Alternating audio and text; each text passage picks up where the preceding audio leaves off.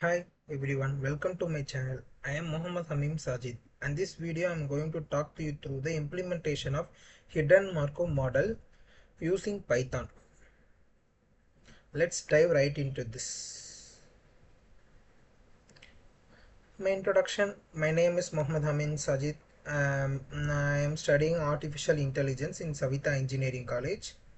Today the topic is focused on understanding the practical implementation of Hidden Markov Model using Python for an essential model in AI for dealing with sequential data.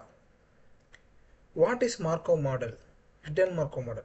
So exactly what is hidden Markov model? It's probabilistic model used for modeling time series or sequential data. The term hidden refers to in fact that the actual state is not directly observable, but we can infer it based on the visible observations.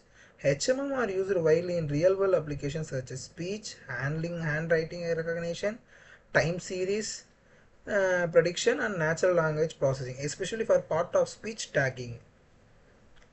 Next, this is the architecture of the HMM, the state and observation.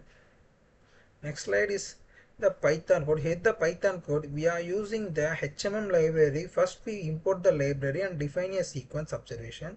Then we create a multinomial HMM with 3 hidden states and fit it into the data. Finally, we use the model to predict the hidden state sequence and print out the transition, emission and start probabilities as an output. This is the Python code we all said, and this is the output slide. When we run this code, the observation sequence walk or we get the predicted hidden states and matrices representing transition between states and how likely each observation is emitted from a given data. These outputs help us understand the behavior of the understanding system we are modeling. Those transition, start probabilities and emission probabilities. Real world application. HMM have vast application in speech recognition. They model phenomenon sequence in bioinformatics. They use it for gene prediction in finance. HMM detect regime changes in the stock market data.